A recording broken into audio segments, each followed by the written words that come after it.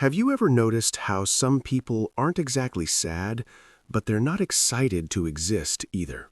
They wake up, they function, they reply messages, they do what's required, but deep down there's this quiet thought they rarely say out loud. I'm tired of existing. Not tired of life ending, just tired of being here.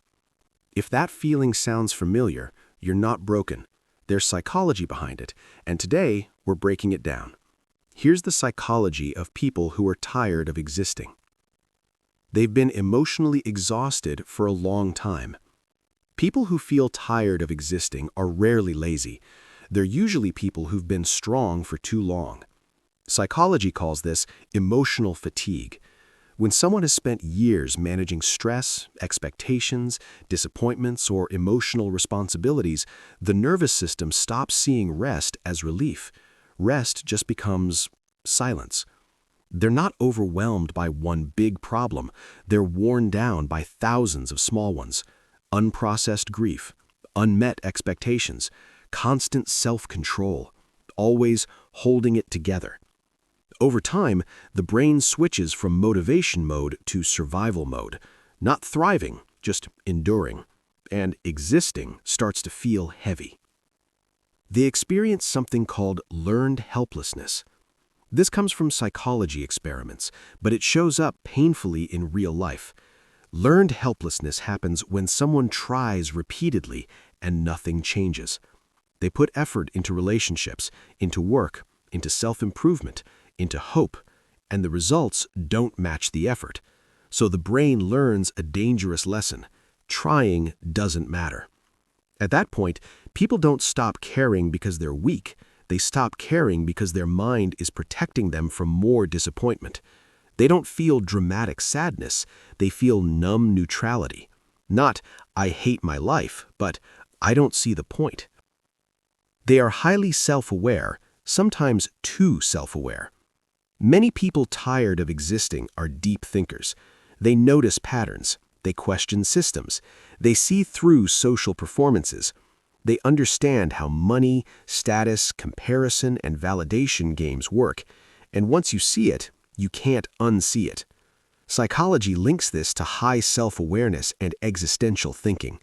While others distract themselves with routines and trends, these people keep asking, is this really it?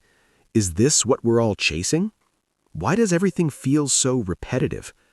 The problem isn't thinking too much, it's thinking deeply in a world that rewards distraction.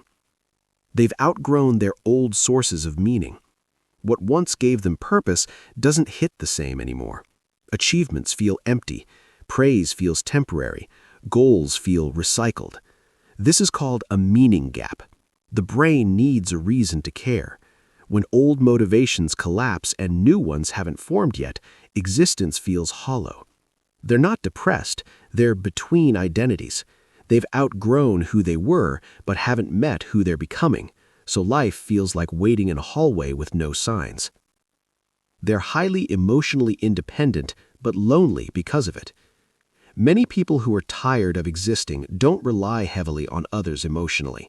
They self-soothe, they self-reflect, they self-manage. That sounds strong, and it is, but emotional independence has a shadow side. They rarely feel seen.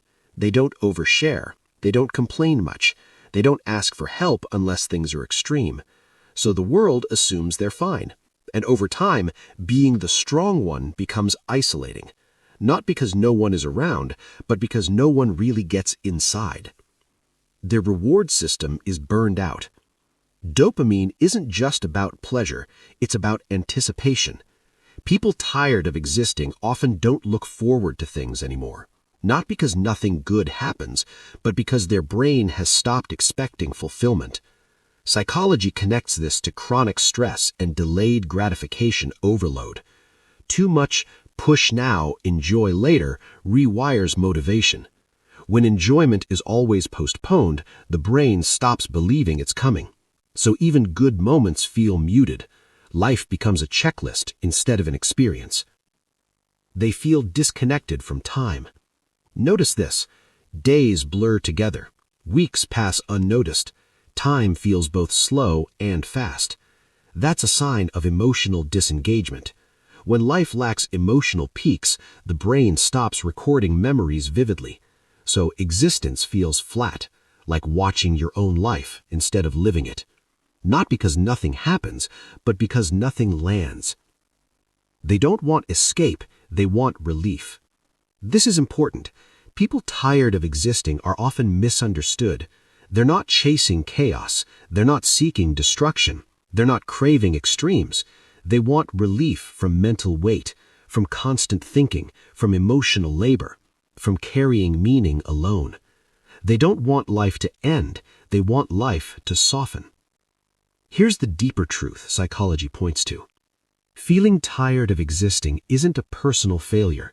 It's a signal that something inside needs renewal, not pressure, meaning, not motivation, connection, not distraction.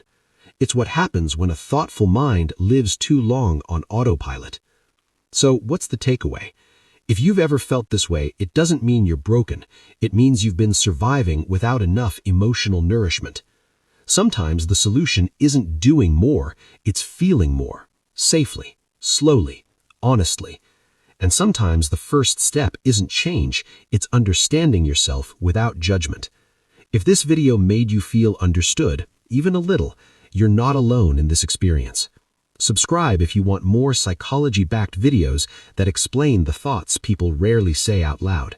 Because sometimes understanding your mind is the first breath of relief.